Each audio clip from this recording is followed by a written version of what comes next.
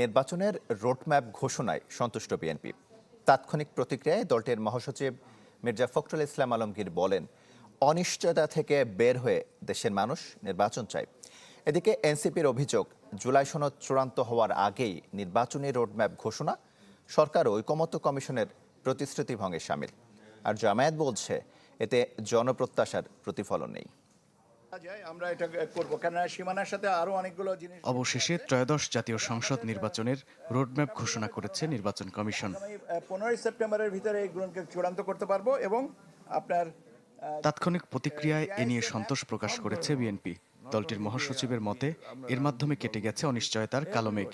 একই সুরে কথা বলেন দলটির স্থায়ী কমিটির সদস্য আমির খসরু মাহমুদ চৌধুরীও। না, আমি খুব খুশি। মানুষ এই অনিশ্চয়তা থেকে বেরিয়ে আসার জন্য নির্বাচনটা চাচ্ছে ভীষণভাবে। সব ধরনের মানুষ, নট অনলি যে আমরা রাজনৈতিক দলগুলো চাচ্ছি, এভরিবডি। আপনার ইভেন পানের দোকানদার থেকে শুরু করে একদম ইন্ডাস্ট্রিয়ালিস্ট পর্যন্ত, they want that this election should be done immediately. একটা ইলেকশন হবে, একটা নির্বাচিত সরকার আসবে, সংসদ হবে, যারা জনগণের কাছে দায়বদ্ধ থাকবে, জবাব দিয়ে থাকবে, অ্যাকাউন্টেবল থাকবে, এবং জনগণ তাদের সিদ্ধান্ত যেগুলো এখন স্থগিত রাখছে সব সিদ্ধান্ত নিতে শুরু করেছে। I can feel it already. এক সংবাদ সম্মেলনে এনসিপি দাবি করে, জুলাই সনদ বাস্তবায়নের আইনি ভিত্তি প্রতিষ্ঠিত না করেই নির্বাচনী রোডম্যাপ ঘোষণা ঐকমত্য কমিশন ও অন্তর্বর্তী সরকারের প্রতিশ্রুতি ভঙ্গের শামিল। আমরা আশা করেছিলাম এর নির্বাচনী রোডম্যাপ প্রকাশের পূর্বেই সরকার সংস্কার বিষয়ক পর্যাপ্ত অগ্রগতি রোডম্যাপ প্রকাশ করবে, কিন্তু আমরা হতাশার সাথে লক্ষ্য করছি অজানা কারণে ঐকমত্য কমিশনের পরবর্তী দফার বৈঠক পেছানো হয়েছে এবং এখনো জুলাই সনদের আইনি ভিত্তি দেওয়ার বিষয় নির্ধারণ করা হয়নি।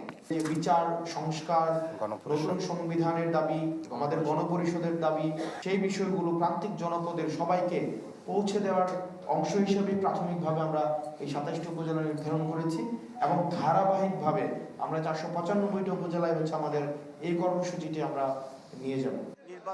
এদিকে নির্বাচনী রোডম্যাপ নিয়ে জাতীয় প্রেস ক্লাবে কথা বলেন জামায়াতের নায়েবে আমির আব্দুল্লাহ মোহাম্মদ তাহের। বলেন, সংস্কার ও আগামী নির্বাচন কোন পদ্ধতিতে হবে তা চূড়ান্তের আগেই ভোটের রোডম্যাপ ঘোষণা শঙ্কা বাড়িয়েছে। নির্বাচন পদ্ধতি এবং সংস্কারের বিষয় যেহেতু এখনো চূড়ান্ত পর্যায়ে সিদ্ধান্ত হয়নি, সে কারণে তারা সেটাকে কনসিডার করেই তারা এটা ওই পদ্ধতিটা অ্যাকোমোডেট করেই রোডম্যাপ দিতে পারলে উত্তম হতো। নির্বাচন পদ্ধতি। মাহবুবুর রহমান, চ্যানেল 24, ঢাকা।